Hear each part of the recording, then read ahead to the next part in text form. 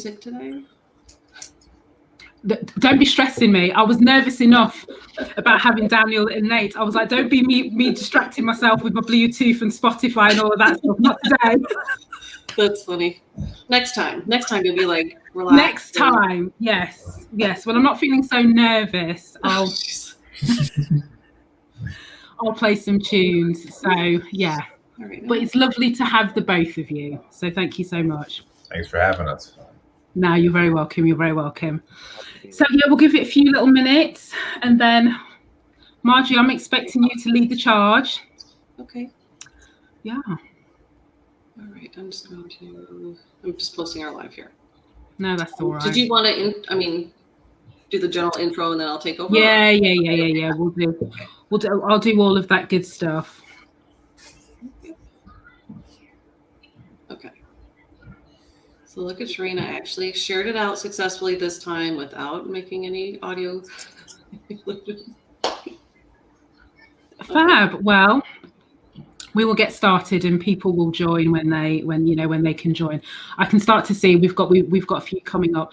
So Major Daniel Walker, Sergeant Major Nate Griffin, thank you both for coming and joining us and having this conversation. And obviously welcome to you, Margie, but I feel like, in the nicest way possible, you're like part of the furniture. So lost audio with you, Sharina.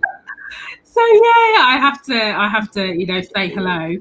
And I'm not going to say too much. I know it doesn't always happen because I do like to talk, but it's amazing to have you both here just to kind of help have this conversation, right, about anti-racism, about advancing racial equity, which is the outcome, to get to equality, which is ultimately where we're trying to get to, and not have skin color. I'm going to have to switch. I cannot hear. Oh. I can't hear you. Oh. I can. Okay, fabulous. Daniel's like, I can hear you. Nate can hear me. I'm going to go out and come back in. Cool. Well, we'll still be here chatting away. So just that whole conversation in whatever you can share in whatever capacity is just great. One of the reasons why I do these lives in this kind of open forum is to just give those people who are trying to have the same conversations within their organizations something to think about and different perspectives. But also for those of us who have been impacted and continue to be impacted by racism, it's just to give us hope that there are people who care, there are people who are trying to fight the good fight in whatever way or capacity they can do that. So that's the beautiful thing of having you both. So I appreciate you. For the purpose of those listening in, do you want to just take a couple of minutes to introduce yourself and your fabulous experience and I guess the angle that you're entering into this space with? I'm looking at you, Nate, but I don't want to pick on you first. I'm giving Daniel a bit of a break. I'll come to you next, Daniel. Yes, ma'am. Hello. Yeah, thank you, Sharina and Margie, for hosting it. I'm happy to be on here with Major Walker.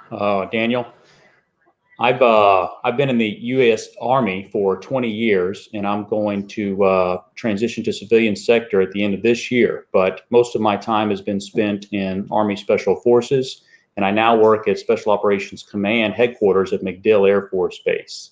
Most of my overseas time, about 2.5 years, was exclusively in the Middle East, in the Levant area of Iraq, Jordan, Syria, and I've got a lot of experience leading small and large organizations. And now at this enterprise headquarters, which oversees 80,000 personnel roughly across the 4 services, specifically their own special operations, commanded by Richard Clark, we are having a lot of these conversations at our headquarters and how long and how much work it's going to take to change the way we've been doing business as it pertains to diversity and inclusion, or acknowledging our implicit biases we have. Thank you. Thank you. And Major Daniel Walker. Yes, ma'am. Again, thank you both for having us, myself and the Sergeant Major. I've been in the military just a slightly bit shorter time than the Sergeant Major has. So around 14 years since I started at the Air Force Academy, 10 years commissioned. I came out of the Air Force Academy, did a short stint as a recruiter for the Air Force Academy, looking to up the diversity numbers for that institution. And while at the Air Force Academy, I ran our Black Student Union while there. I then went off to pilot training. That's about a 2-year pipeline. From there, I earned an F-22 Raptor and did 2 tours of in the combat air forces in the Raptor. So that's about 7 years total. During that time, I spent 2 deployments, one to Asia, so Southeast Asia, the other to Southwest Asia, so the Levant, during the whole ISIS peak and all that kind of thing. And then now I'm an instructor down here in San Antonio, Texas. So over the course of time, I've both led, I guess you would call them affinity groups that have been focused on this very subject, how to not only access but retain diverse talent, how to get the most out of that talent, and then also as a warrior leader, if you will, how to lead an organization as a fighter pilot, as an officer with a diverse force. So either as the Air Flight Equipment Flight Commander or a mission commander in the Raptor, or running the alert cell out in Alaska, always having women, people of color, white men and women on my teams, and figuring out how best we can work together to achieve the mission. As far as recent conversations go, where I'm at, which is Air Education and Training Command in San Antonio, that's been a point of emphasis because, again, we're all about accessing and retaining the talent that we bring in. And from there, the Chief of Staff of the Air Force has really made it a priority for the entire enterprise to have these conversations across the force, even on up to the DoD. And I think you're going to reference some of the studies that they've done over the last 2 to 3 years that have really shed a light on, one, the fact that these conversations need to be had, and then that there's also empirical evidence that this isn't just something that people are talking about, that these are real issues that need to be solved.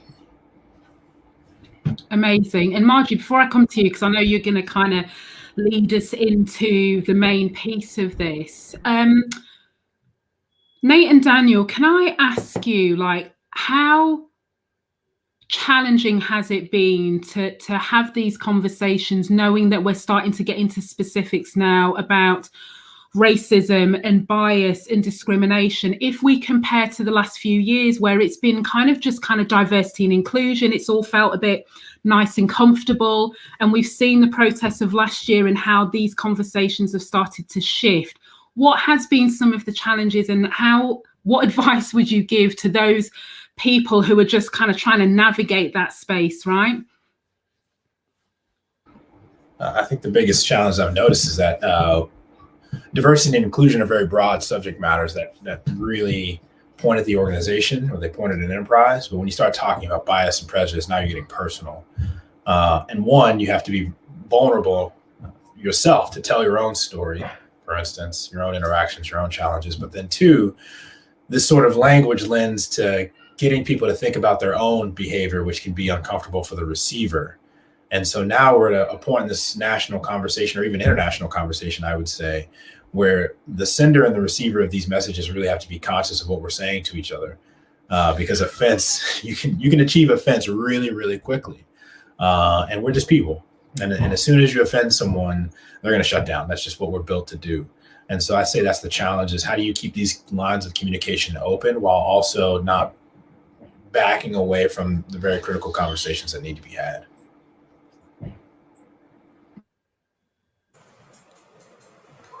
Yeah, that's a good point, Daniel. And the onus is on the sender and the receiver, right, for that good communication, from what I see. And I'll just say that in my career, I'm in the majority, right? I'm the white male, so I acknowledge that. And equal opportunity was really the only thing I heard through 2 decades of coming up through the ranks, because the Army has to control mass, and the best way to do that is online training. So every year I would receive or take some online training that says, yes, I believe in equal opportunity, and let's go on to the next thing, without having a real conversation about it. It was a check the block. And I didn't hear the words diversity and inclusion until 2020. At which point, SOCOM commander Richard Clark, he published a letter after the death of George Floyd, which was pretty unheard of, I think, before for a military commander of that large of an organization to comment on a social, an event that happened in the civilian space, because he realized it was effective. We were having those conversations ourselves. And then in September, we published our diversity, inclusion, and SOLF and why it matters and what we must do. A one-page white paper, but these are important steps. Basically, acknowledging the elephant in the room, and that even the people that write this are all white males, and how can we change that? Over. Margie, I'm going to come to you now. Okay. Lead Am I us, coming show through us okay the this light, time? Margie. Show us the light. Show us the lights. Okay. So to kind of bring the context here, because I think people are wondering kind of why are you and I having this conversation? So we do a lot obviously in anti-racism and DEI, but what's the context here? And so 13 of my 20 years in the military had to do with this officer accession piece, and specifically diversity and representation. And then I retire, I kind of moved out of this, and now I've kind of come back into it because it's still there. And so kind of all the work that we did years ago, there hasn't been a huge change or a huge shift. And I have had some more recent conversations in the last year with the SEAC. So for people who don't know what that is, he's the senior enlisted advisor to the chairman of the Joint Chiefs. So he works directly for the SECDA. And we've been kind of just talking offline a lot. Like, what does this look like? And where did some of these programs that we did 10, 15 years ago, what happened to them? Because we were kind of on that track and then it just kind of disappeared. And so we'll talk more about the SEAC and the secretary later and kind of their message on this piece of it that we're allowed to speak about. But the Air Force, we're down where Major Walker is at the Joint Base San Antonio, just brought back a new officer onboarding course, and specifically are bringing me in to have these discussions with new officers coming in. And not just on equity and inclusion, but like specifically on racism, right? And anti-Black racism. And what does that look like in your organization? So that's kind of the context of why Sharina and I have been working for months now trying to put this together. Add into that, we also had the opportunity to have a live discussion and some other offline discussions with Donald Fan from Walmart. And he has this fantastic ecosystem that he talks about and how to take these very complex organizations, very large, complex, and what that has to look like. So that's kind of what we're going to talk about today is how do we do that? How do we create this ecosystem for change? Because what we've been doing clearly is not working. It's not for the lack of effort, and sometimes it is. But so that's kind of the background of all this, of how we want to approach this topic. And then, yes, there were some recent reports that came out. So the Air Force had done a racial disparity survey or inspector general investigation and put it out there for everybody. And I don't think they were really ready for what was coming in. And there was 24,000 pages of free text of people giving comments. 24,000 pages. So can you imagine, as the researcher, having to look at that? Yeah. Mark, just to be really clear, because this is really interesting, and obviously one of the reasons why I love my fellow extended brothers and sisters across the pond, right, is the fact that we can have these conversations. Because here in the UK, I'm still knocking on the door of the British military and the Navy and going, "Hello, can we talk about this?" But can you just backtrack a little bit and just tell me again about this race disparity report that the Air Force did? So just because there's some people that are going to be like, what, they did this? Because I didn't know they did this. Yeah, so this was an investigation that they did, and the report came out around Christmas time. And it's open source, so you can Google it and look it up and see the whole thing. It's 151 pages. Kind of going through like what were the end results of this, and the end result is that there is racial disparities within the developmental system, within the disciplinary system in particular, right? So that's very much mirrors what's going on in society with our Black community, that the discipline rates are fundamentally different than it is for whites. And so one of the key things of the findings that I saw is that how people, Black service members in the Air Force are saying, look, we think we get disciplined at a different rate, a different level of punishment. We don't trust our chain of command. We don't feel protected. These are some pretty serious issues. Now, I think the report, when I went through it, said they went through all the Air Force instructions and they didn't see anything within the instructions that was overtly racist.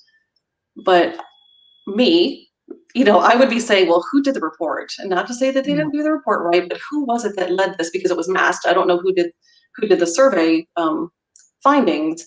But we'd kind of want to dig a little bit deeper into that as to really, are those instructions truly equitable, or are there things built in there and it's just that we don't have people looking at it because in we the don't right way? Things. Right, exactly. Yeah. a couple of things that I've read recently, to include a book that's gotten a lot of acclaim called The Color of Law. Talks about a lot of the discriminatory policy, like redlining back in the United States here in the 30s, 40s, and 50s.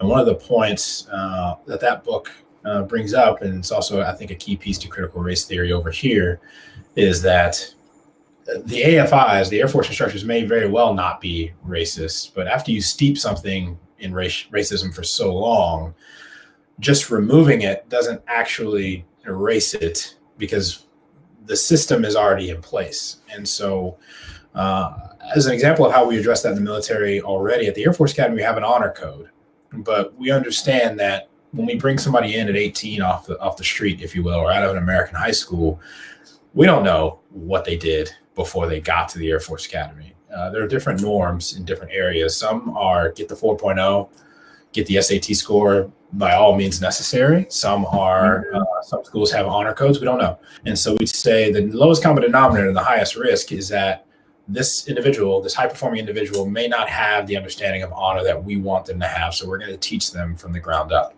And so that's what this honor system is designed to do. Margie, man, you mentioned, the officer accession process, now having this conversation at the earliest stage. I think that is a key component to accepting, one, that who we bring in from society, we don't know. We don't know whether you came from a place where your understanding of race relations in America is X or it's Y. And we have to take the highest risk, lowest common denominator and train to that and say, okay, the AFIs are neutral. I actually do believe that, but the administration of those AFI may not be neutral, right? Depending on the people that you bring in. Because me as an officer, and actually I wrote, when I applied to law schools, I wrote one of my essays strictly on how I was placed in charge of women, and I was never, ever vetted as whether or not I was a sexist or not, or had sexist beliefs, or had sexist bias or prejudice. Nothing about me was ever screened in that way. And that actually troubled me, because yes, the AFIs are neutrally, but if I felt some type of way around women, I had the authority to inflict harm on them. And I think the same can be said about minorities. And I sure was not trained on how to lead women either, specifically. And they're an extreme minority in the Air Force, especially in the fighter community. And so I think that I would have appreciated that sort of training. And I think that sort of training is also appropriate when you're talking about race and ethnicity. This is a good segue for this. Yeah. Well, I wanted to segue to that piece for the SEAC and the Secretary of Defense, because when I talked to CZ the other day, he said, look, here's our position on this. It's merit-based, right? So if we want to make sure that people are able to, get promoted, get equitable treatment, and it's going to be based on merit. And I said, okay, I understand that. But how are we holding people accountable? Just like Daniel's saying. So yes, the structure may be put in place from the top down leadership now, right? With having the first Black Secretary of Defense in our history. And, CZ's originally from Puerto Rico, and we have these more diverse people at leadership roles, but how are we going to get in the weeds where we need to be to make sure this actually happens? Like, how are we going to hold them accountable for the message that's at the top? So like Daniel was saying, he was trained to work with females. We're now, the base in San Antonio is piloting this of like, how do these new officers talk about this within their organizations? How do they recognize it? It's going to have to be explicitly taught. We're not going to be able just to infer. It's not going to come naturally to most people. And so there's got to be, this is the ecosystem we're talking about, right? So where are we going to start building all of these things? It can't just be at the top. It can't just be at the bottom. It's going to have to be the entire system that infiltrates every aspect, but who's going to hold people accountable?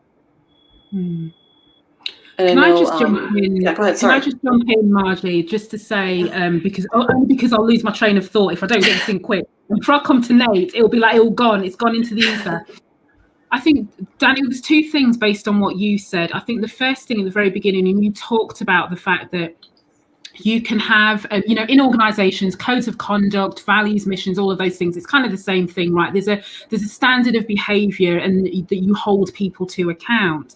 But I think what we're seeing with the conversations and the knowledge we now have about racism, and particularly institutional racism, because this is what we're starting to get into now, is you can have that as your like your gold star, your North Star of everything.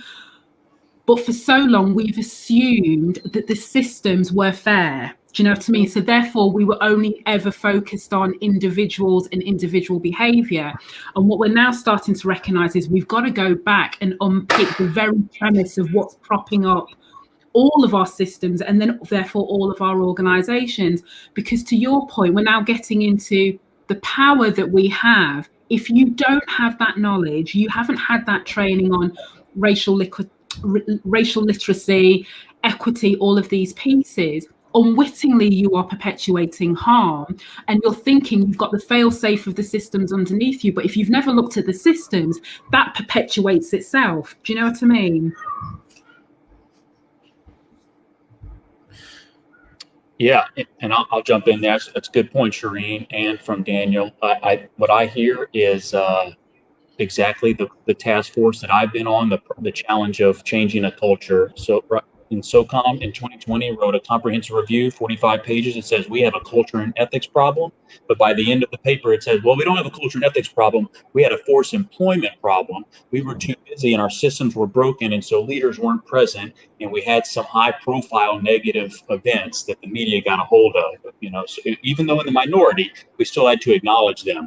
And so what I hear you guys saying is, yeah, leadership's having these conversations, the national conversation's happening, but what I hear you guys saying is that the leaders at what we would call the death plate level, those, small units where change really happens, at the 12 to 20 person organization, those are the ones that have to do it. So you have to put systems in place.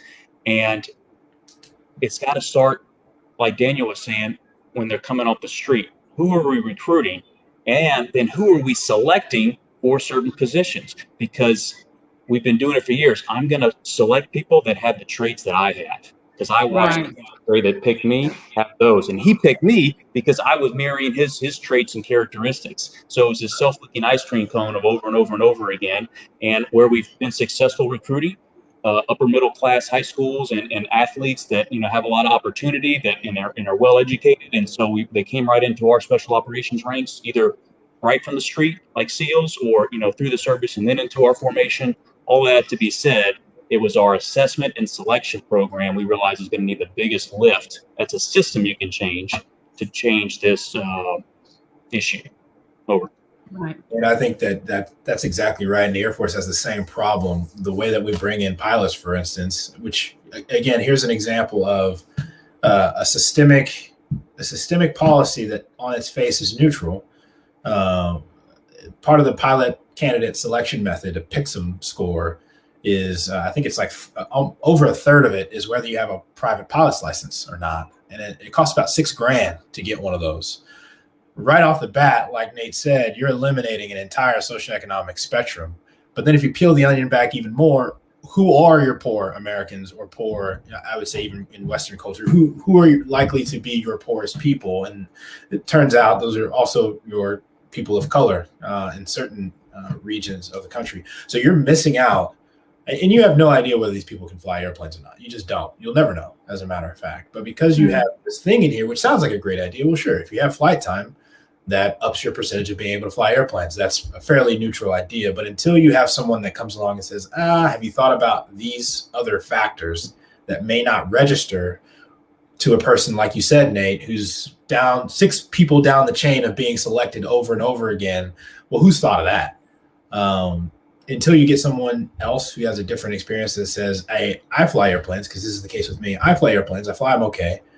I did not have my pilot's license. Had this policy been in place when you were selecting me, I would not be flying your airplanes.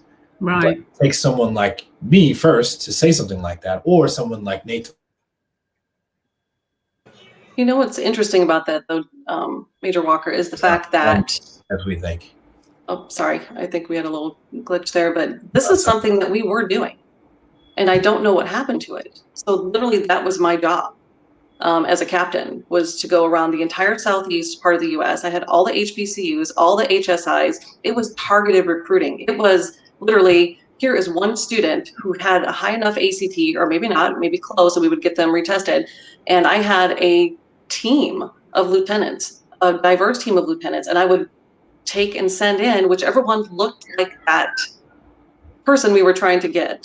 right? And so we were very, very purposeful about this for a very long time. And this is one of the conversations I had with CC. I'm like, what happened? Like, I've been retired like 6-7 years now. But what happened to this? And so there's a sustainability piece too, that we're going to put these beautiful things into place again. You know, the SecDef came out with this 15-point plan for diversity, equity, inclusion, but there's going to have to be some succession planning in that to make sure this continues, because some of the things, this officer course that I'm briefing at, there used to be a basic officer course for the Air Force, and it disappeared in 2011, and nobody knows why. Right. So as much as we're going to do all this work, it's got to be much bigger about how we're going to sustain it. Because this, like Trina and I talk about all the time, this is not a 1-year deal. This is a generational deal, right? Yeah. You know, and some of these dates for some of these programs in this memo are like 90 days out. And I'm like, well, that's a good start to have the conversation, but it needs to be, it's going to be generations, you know, to fix this. And like Daniel and Nate were saying, there's things that have to be rooted out too, that have become so part of that aren't overtly racist, but have been embedded in it now. And Sharina and I talked about the Pentagon and how clueless I was when I got there, and thought it was so fantastic. There was all these extra women's bathrooms, right? Because it's a big place and you're always all around. I was like, ooh, you know, we have all these extra bathrooms. It's because the Pentagon used to be segregated. So when it was built, segregation was still in place, and there was bathrooms for the Black personnel and bathrooms for the white personnel. And even though they're now for everybody, it's the legacy of that, right? So these things that we just kind of pass by every day and don't even realize that have been embedded into this Department of Defense system, as simple as a bathroom, if that makes sense. It does. I was a part of the last class of that. It was called Air and Space Basic Course, the one you're talking about in 2011. Yes. That was the last class of that. But it came down to money. And just like Nate said, in the military, every organization has its primary function. And when that primary function starts to get weighed upon by operations, then, you know, you start cutting from the bottom up of your priorities. So, you know, when high school money gets tight, they start cutting the band and the art classes. When military money gets tight, the affinity and social programs go away. That's our priority. But I think that, and Nate, this is where I would like to ask you a question. I think that it would help if our nation and our nation's defense systems were to say, this is a threat. Our history is a threat to itself. We've done this for like 400 years. I think it would require a lot of hubris for us to say that it's just going to be over one day. Like, we were founded on this, and it's crazy. So we can't just say something that was at the beginning of our entire existence is just going to fade away into black. But there are elements where, you know, Nate said, like, he's a white man, but eventually along the line, he learned this stuff. And from what my experience is, you can bottle experiences like that and say, okay, what did Nate learn, and how did he learn it? And how do we make this a part of our military, not just a program that we put in place that's going to change out with the next SecDef? How do we as a military and how do we as a nation say, this is a problem, this has to be the way that we do business, or else we're going to fall back on what we know? So I guess that would be my question to you, Nate, is how did you learn these things? What did you learn? Why do you sit where you sit now, knowing what you know? Yeah, thanks, Daniel. I guess I would say that, you know, like you being put in charge of a, you know, all-female unit, I think with civilians here that they would say, well, what's the big deal? You know, there's men and women in the workforce. Can't you do it right? Well, you know, the other dirty little secret is the military has a major problem with sexual assault harassment, you know, that just opened back up with Fort Hood, and it's all the same conversation.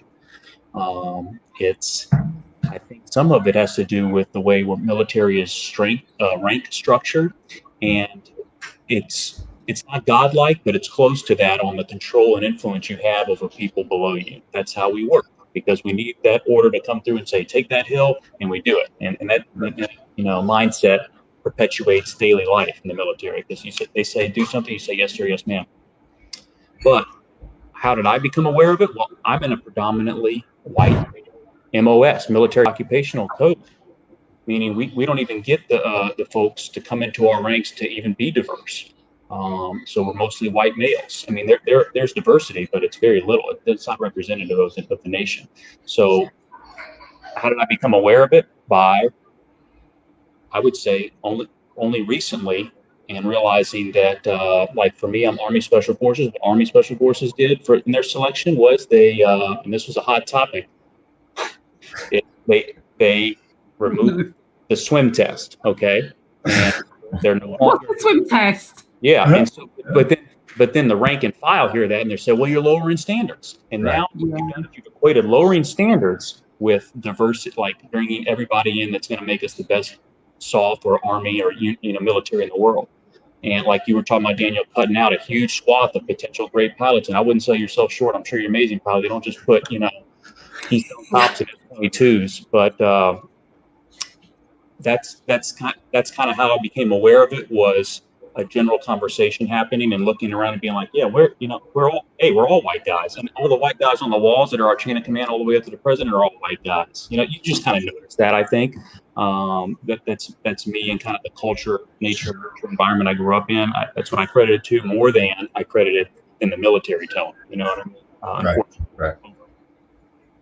And I think just, I know, Nate, you jokingly talked about the swim test, but you make a really valid point, because here, particularly within the UK and with organisations, what's really interesting is, as more of this work, right, anti-racism, advancing racial equity, the focus, whether people like it or not, the focus on Black people, people of colour, people of the global majority, has meant that the pushback for putting in interventions, whatever they are, whether it's systemic, whether it's programs, whether it's behaviour change, culture change, there is a vein of, well, we're lowering standards to get people like you, Shireen, people like you, Daniel, not only into the organisations at that level, but also as we're starting to get into chain of command, 2IC, on board levels, next level down, right?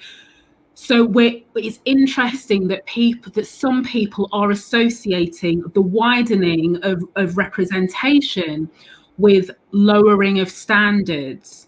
And it's really interesting to hear you say that, Nate, because like on this side, with the conversations that I have, in my ear, it's the same thing. And like, I don't have an answer to the question, but like, where do you think that comes from? Where is it in people's minds that to be more representative is to basically downgrade an organization's mission, an organization's purpose, just because you're letting in people who aren't white? Where does that come from?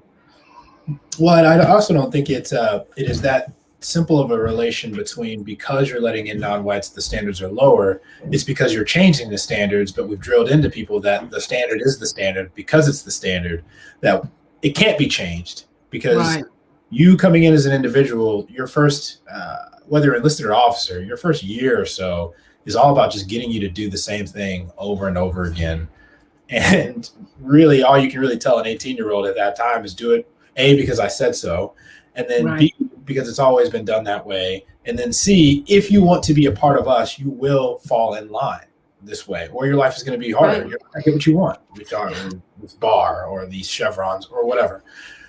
But at some point, a Nate or whoever, you make a shift to where, okay, there's something beyond the standard, and now I have to kind of reflect on that. But that isn't something that's built into the military, because again, it's all about hierarchy and getting you to do what you're told, which is great when it's time to take a hill or do whatever.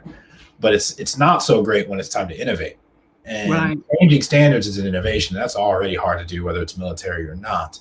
So now you're asking a group of people who are all about the standard, because their life and death depends on it, to say, now you're changing the standard, but just trust me.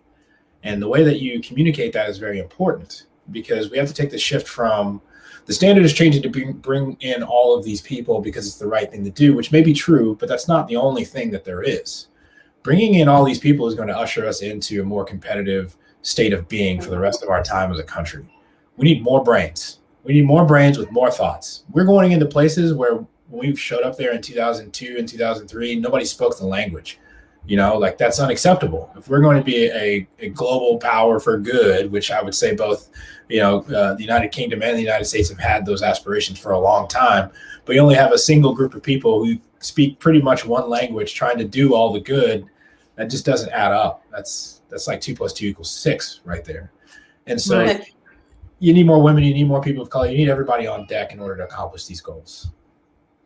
And I think that has to be very purposeful. And I think we try that, right? So we set out goals and we set out recruiting goals and we try to do this. And, but then we bring us in and then we all, in the name of equality, we all become, race neutral, gender neutral, and we forget about the equity piece in that. And I have reflected on my career and thought, what did I do wrong, right? In my quest to be part of that system, because that's how I was going to get promoted, especially as a female. I was prior enlisted. I was the only female selected on the commissioning board. It was made known, obviously, that was like a token selection because they had to have a girl. I took it and ran, but knowing that, okay, I was going to have to work really, really hard as this female to get up in rank as an officer. And so you just kind of go lockstep. But I'm thinking I failed leadership-wise probably the entire way in the name of equality, not looking at equity. So now, luckily, purposefully, the Department of Defense is finally going to look at this as an equity piece. So we're going to finally, take the pieces apart. I say we, I'm not there anymore, but you know what I mean? And we're going to look at it in what CZ calls buckets, right? So we're going to look at the Black bucket, we're going to look at the female bucket, we're going to look at the LGBTQ+ bucket. And so things are going to get separated out. And I know that it ruffles feathers because then people are thinking, well, special treatment. And I'm like, you've got to understand the system and how the system has worked against all of us. And we have to look at them separately, and it isn't because we're trying to, give favoritism. There are some serious equity pieces that are missing there, and if we don't look at these issues individually, if we do not look at racism in the military as its own thing and not part of DEI, we're just going to be having this conversation in 10 years again, right? It's going to be the same conversation. And I pulled numbers last night, Tareen, on our Department of Defense, our enlisted numbers for Black population, and is literally the same from 2006 to 2016. There was like almost no change. And so I'm thinking, well, we did all this work. Where did they go? Like, what happened to them? What happened that the numbers weren't growing? And in some cases, depending on which group you're looking at, officer enlisted, there's actually less. And I said, okay, we don't even have the people.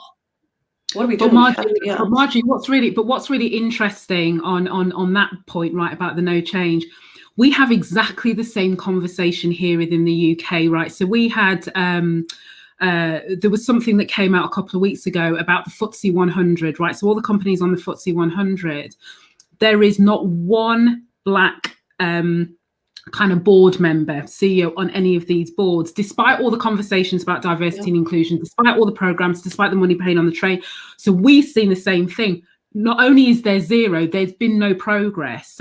So how can we be talking about diversity and inclusion, right, which came from segregation, came out of the civil rights movement? That's where all of that came from.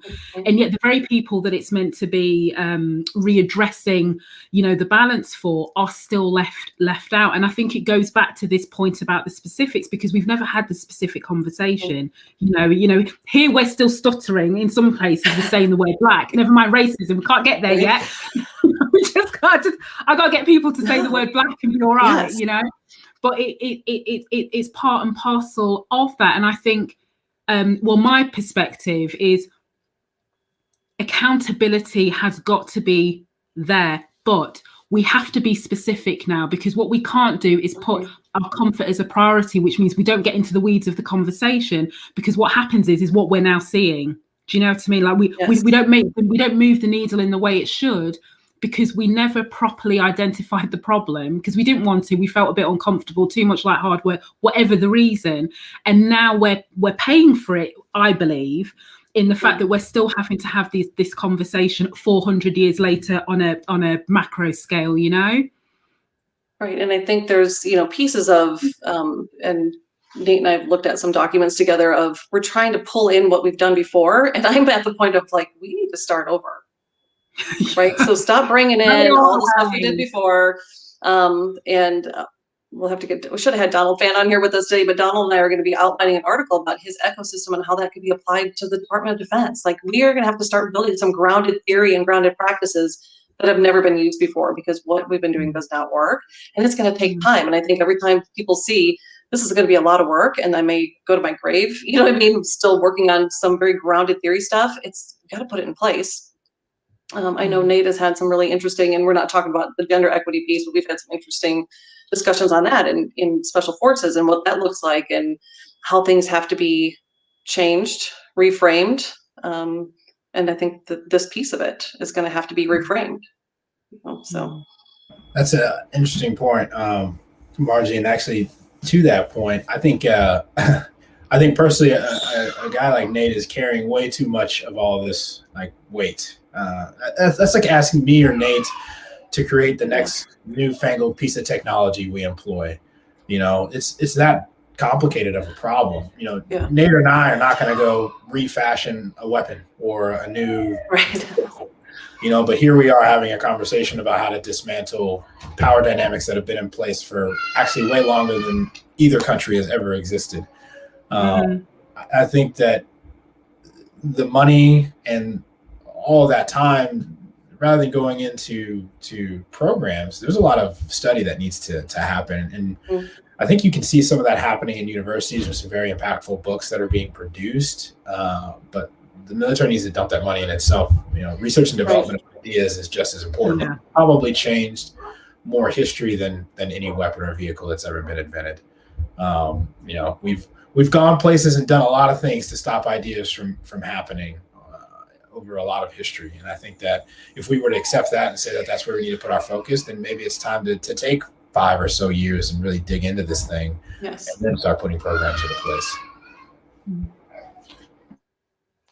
And I think that's kind of the understanding that I'm hearing from the SEAC, is that I think he has it, so he's going to be in place for at least the next 3 years to kind of start seeing this through. So because instead of switching somebody out, you know, every year or so, so there's going to at least be that set of eyes on, but then his successor is going to need to carry that on, right? And so it's, you know, it's complex, and I just appreciate every time people want to come to the conversation, because it's going to be baby steps moving it forward, but at least we're here. Yeah, Nate, well, I know you're wanting to chip in. Yeah, I love the conversation. You asked earlier, I'll just answer real quick if I can. Why do we think why do we equate that lowering of standards to including diversity? And like Daniel was talking about, all the standards that we have to do to be an F-22 pilot or to be a special forces operator, they were hard. They were hard for me, and it was difficult, and not everybody made it. And now I'm proud of that, right? And that's become me.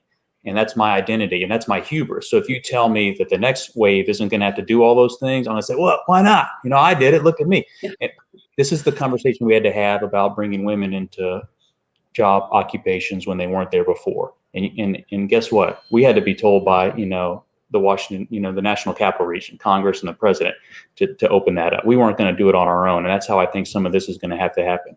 But another way we're having a conversation about diversity is great power competition.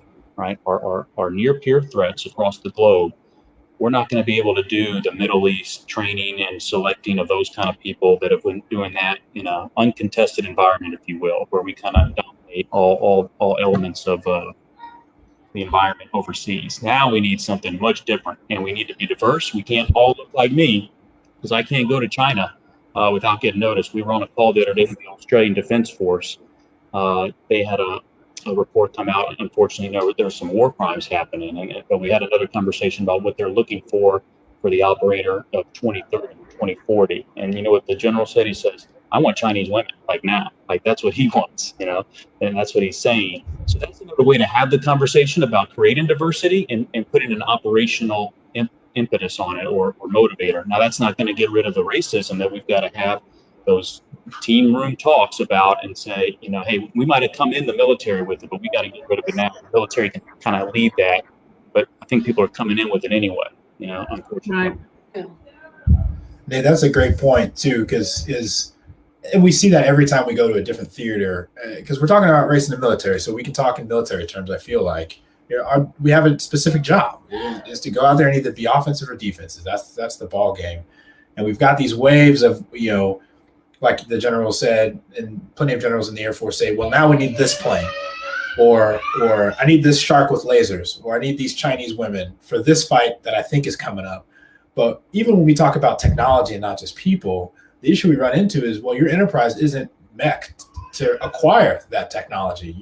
Your contracting isn't fast enough to even build a thing like that you need. So you need to fix your process. The same thing applies to this new bit of innovation, which is bringing in people that you can operate with in the 21st century. Your system isn't even built to find them. How are you going to find these Chinese women? You're not built to go find them or access them or keep them. Right. Now we are operating in Africa. We're nation building, Department of Defense, all this kind of stuff. Where are you going to find these Africans? You're not even built to find them in your own country. And so this is an existential issue that we have to face, to Nate's point. We're not going to operate anywhere, and we're just going to have to throw money at it until we're out of money.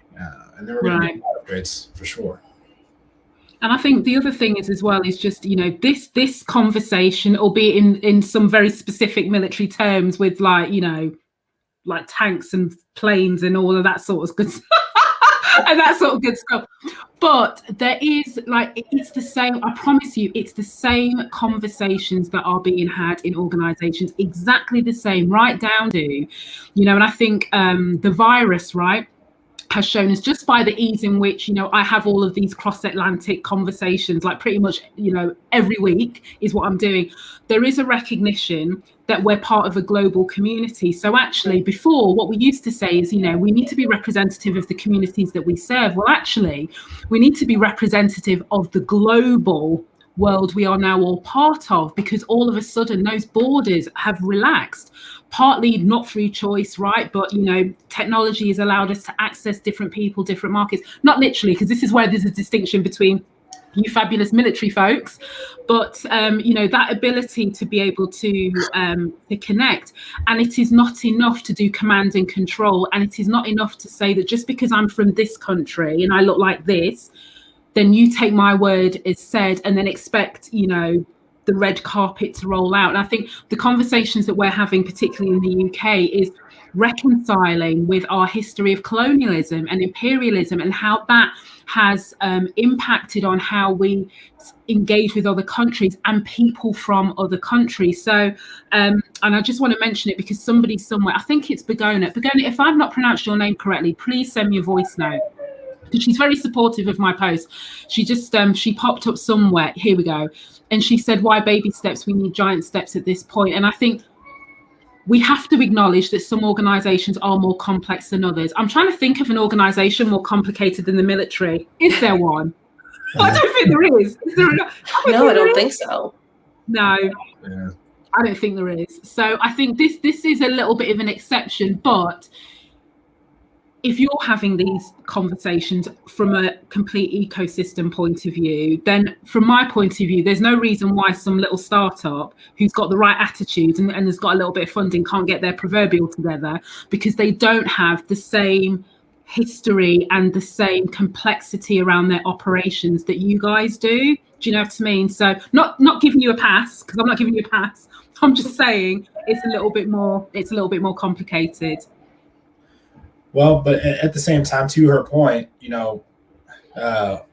replicating Nate's all over the military is a giant step, and that takes a lot of effort and energy. Because, and I say replicating Nate's, but I've run into plenty of Nate's in my time, and even for me personally, they are beacons of hope.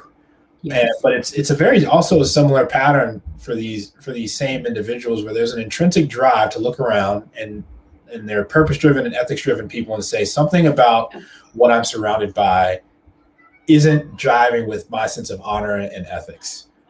And to do that over again and then have it clash with what may be your own upbringing is a huge thing. Like that's indicative of a critical thinker. And so if that's the kind of person, if that's the sort of principles you value, then that's the kind of person you value. And that needs to become part of your selection criteria, not just how fast you can swim or whether you have a pilot's license or not. If we are in a stage in our history where it's time to make a shift principle-wise, then it's time to make a shift on the kind of people we bring in that are going to exhibit those principles, because we have core values all over the place and all sorts of creeds and mottos. well, now's the time. And Mm. now these are the things that need to be in our creed, and these are the people that need to be writing and saying those creeds as well. Can I ask a question just as we start to wrap up? Because I know you won't believe it, but we've been going for 50 minutes. So we've been going for nearly an hour. But somebody, I'm not going to show the comment, but somebody basically said, like, you know, are we at the end of talking? Because this now should be about action.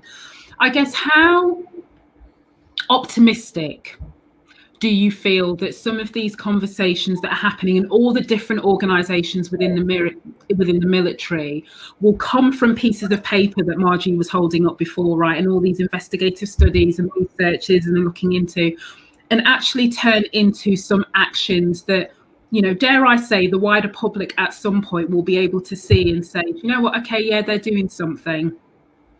I'll chime in just because I don't want to have the last word. I get out of the way, but I agree. It's time to stop talking and start acting. However, I do know something that's changed about this period of time is the conversations that are happening now in public were not happening before. Right. That's probably the only element that I think is actually different. Is I'm in places talking to people about this that would have been unheard of even 2 years ago. And I don't plan to stop either, because now I think that some portion of someone's foot is in some door somewhere, and now things are starting to escape out into the collective consciousness. And yes, there is a place for mechanics that has to happen eventually, if not right now. But there also is a place for nailing something to the door of a church somewhere. Nothing against Catholicism, but no, I know you mean. I know you mean. That happened. That was an idea, and people started talking in public. And so now I think we're at a place where it's not just pundits, it's not just CNN, it's not just people talking for us. Like, we are here questioning ourselves, and that's wild. And that's something that, if this goes away, my optimism will probably go with it. Yeah, love that. What about you, Nate? Yeah, I'm optimistic. I validate the work that's been done so far, but it's not enough. I agree with the viewer that it's got to be bigger steps or a sprint. The military is a giant bureaucracy, and it's tough to do big change. But I think that the military is going to need some help from this. We serve the Constitution and the American people, and we need their help. Vote with your feet and help us change too, because it's going to take us a long time, because we're so entrenched, and it'll take generations. We've got to recruit today for a diverse force 10, 20 years. So I mean that's just how it is. So if I see real world or tangible recruiting efforts and different. Because we promote our operational force, and the operational force is underrepresented with minorities. And that's who gets to be in the big positions, okay? Because we value the operational stuff over other career fields. And so that'll be the other change. So it'll be who we're bringing in and then who we're promoting. And I think I see positive trends with that. Over. And Margie, what do you think? So I'm, just because I've been in this for, this piece of it, when they were military 30 years ago, but 20 years, this last 20 years, I mean, this to me, I'm hopeful. I'm hopeful because they're doing something different that they haven't done before, which is reaching outside the borders of the military. So the fact that they're letting me come in as a civilian and have a very open discussion with these new officers. I mean, it is about as informal as it gets. I mean, one of them last time said, well, you don't have any slides. And I'm like, we're not doing slides. We're not going to do the military slides. This is not a briefing. We are going to have raw discussions. And so for this next one, they gave me 2.5 hours so we can bring in other people to do breakouts. So the fact that they're willing to have these conversations, they're not afraid, but this is also coming from innovation. So when we talk about this is coming from innovators from within the military. Senior Master Sergeant King down there at Joint Base San Antonio, this was his brainchild of doing this for these officers because of the things that he saw that were wrong. So what we need to do as the civilians on the outside is support that, right? Or the leadership inside and support that. So when he says, you want to do this? I'm like, what time and where? Because the innovation is coming from within and there are people there ready to do it. but they need the support. They need the backing. And they're certainly stepping out in courage, because these are not brave. These are brave conversations. And like you were talking about, Shireen, that, people have a hard time just saying the word Black. It is that difficult having that conversation with those new officers, because some of them have probably never said that, or at least not said it with any kind of purpose. Mm-hmm. And so just the language. And so, yes, I know we need to make giant steps, but there's some of these little baby steps with these leaders. They're already leading organizations that we have to show them and model them.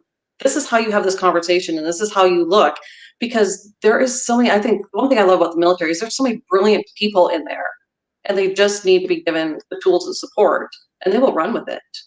So that's kind of my final thoughts on it. That's why we have the Nates and the Daniels of the world that are in the military and blazing trails, and will continue to do so when they retire. Right, I want more Nates and more Daniels in the world, full stop. When you come into the UK, because we need you over here, listen, it's not good out here in these streets. You are needed. I heard it starts warming up around June, so we'll call it a summer trip. Well, listen, I will host you. Don't you worry. You will get 5-star treatment when you guys are ready to come over.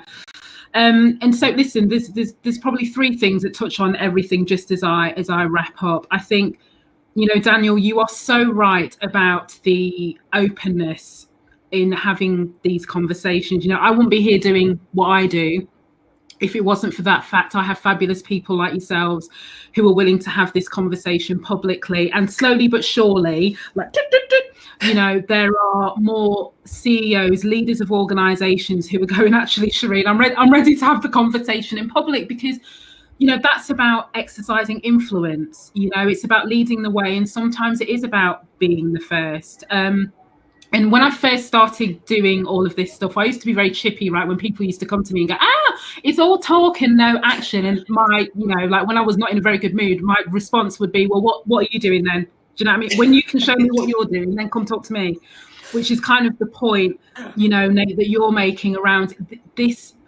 Sometimes we sit back and we wait for somebody else to solve the problem. We wait for somebody else to go and make the inroads. We wait, and we're sitting waiting. And I guess what we're all saying is all of us have to do something and act in whatever sphere of influence that we have. And if there are people who are out there doing the work, part of the way that you can help is to support them, give them the information, vote, exercise your civic duty, all of these different things that you can do. But I think, I hope when we're asking these questions of others, I hope we're asking the questions of ourselves. That's what I would say to that.